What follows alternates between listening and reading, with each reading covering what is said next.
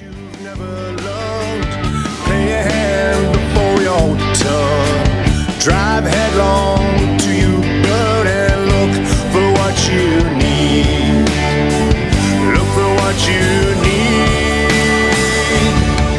Just let the sun shine down upon it. Pretend this isn't what you wanted.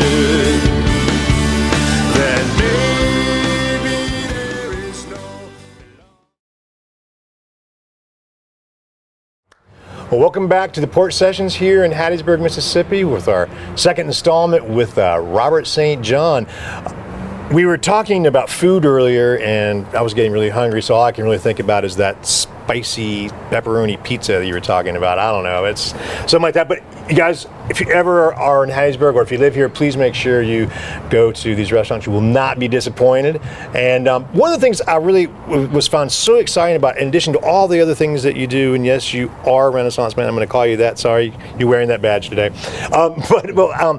Your commitment to the people of Mississippi and your commitment to what is a very large problem. And honestly, I didn't realize how large of a problem it was until I met with Laura from Extra Table, and I was wondering if you could just tell us about Extra Table. You know, how you started doing this, and you know what is it? Well, I'll tell you what happened in 2009. I got a phone call from a place called the Edward Street Fellowship Center, which is right here in Hattiesburg. It's a mission pantry, and Extra Table deals with mission pantries and soup kitchens. A mission pantry is somewhere where a person can go and get a box or a bag of canned goods, take home and feed themselves and their family because they don't have enough food. A soup kitchen is where people go and eat on premise, or it's a Meals on Wheels kind of thing. Edward Street Fellowship Center is a mission pantry, and they called, and they were feeding about 900 families a month. That's at this incredible. point, and they had completely run out of food, and they had clients coming in Friday that needed food, and they said, "Is there anything you can do to help? We're out of food." And I said, "Sure." I figured the quickest, best, easiest way to help them would be just call Cisco, my food service distributor here for 26 years at the restaurant, and put together a food order and have them just delivered directly to the door. I did that. They got food in time and they were able to feed their clients. But I started thinking, I bet people would give more often and more freely if there were an easier way to do this. And so I went to Cisco and I said, I've got an idea. What if every restaurant, every business, every home had an Extra Table where they could feed those in need in Mississippi? And if so, what would that look like? I said, this is what I want to do. I want you to sell me food wholesale and in bulk. I want you to give me your absolute lowest price, and I want you to deliver it to agencies that are you in. And they said, we're in. That's great. And so I went kind of on a tour around Mississippi to visit these agencies that are on the front lines of hunger. And, I wanted to go see, and to be honest with you, I have to be honest that I was a little skeptical, really, that there was even a hunger problem. I'm thinking, this is America. This is Mississippi. We're the most obese state in the nation. How can we be number one? Unfortunately, we're number one in food insecurity in America. And I'm thinking that makes no sense. Somebody's eating something somewhere. And what I learned really fast is that those two always go hand in hand. The obesity goes with hunger. And that's because if you don't have enough money to buy proper food, then you go to a convenience store or somewhere like that and you buy sugary drinks and junk food, and there are so many people living on that. So here's the deal. There's a huge problem, and I learned quickly. And there are actually 642,000 Mississippians who suffer from food insecurity. It's a huge number. That's in Mississippi alone. 21,500 in Forest and Jones County. It's not just something we think in the poorer parts of the state. 21,000.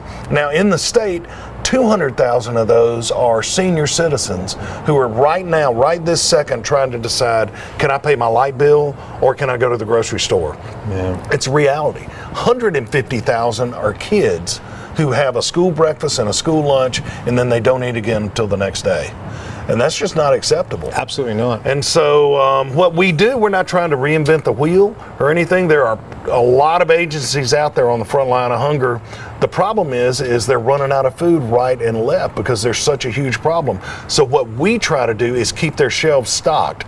A lot of them rely on food drives and things like that.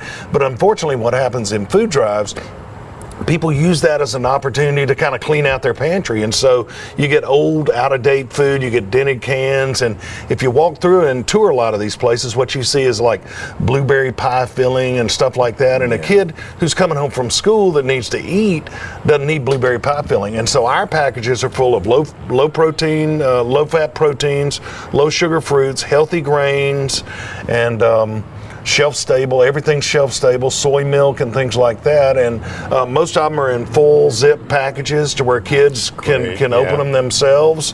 And that's just what we do. We're very single-minded in our focus, and our mission is to keep shelves filled in these pantries and places that are doing, because they're all run really by volunteer labor, and most of them, and most of the help there is just volunteer work, and so they're having to take, a lot of times it's senior citizens volunteering, and they're going to grocery stores and picking this up, or having to go to a food bank and pick things up. We deliver straight to the door. And the beauty of it is 100%, not 99.5, not 99.8, 100% when someone donates for food and buys a package of food from Extra Table, 100% of that goes to purchase food. No administrative costs, no travel costs, nothing. And we buy in wholesale and we buy in bulk. And so if you wanted to go to the grocery store tonight and buy $500 worth of food to deliver to a pantry, fill a shopping cart, we could take that same $500 and buy 2 shopping carts, because we're buying wholesale and in bulk. And on top of that, we're delivering straight to the agency. So it just makes a lot of sense. That is just so fantastic. We're so lucky that you're doing that here, you know. Wow. You get a lot of support from the community. I know you do events and all sorts of different things. It's the people that are doing it. I had an idea, based on a fluke. It's nothing, I've done, and we're just trying to keep shelves filled is what we're doing, trying to get people hungry, because you got kids. You hear a lot of stories when you're touring these places and visiting and working and volunteering your time, and it's just, you got kids. A story we heard the other day from a superintendent of a school in this area. A young girl, an 8-year-old girl, woke up in her home, had a 6-year-old brother, no adults in the house. It turns out the mom was at a casino or something. They got up and they knew the only way they were going to eat breakfast is if they went to school, but they had missed the bus. And so they just started walking, and they actually walked so far they went into another school district and came upon the first school they found. The people at that school took them in and fed them. But that's the kind of thing that's going on, and it's real, man. It is very real right now.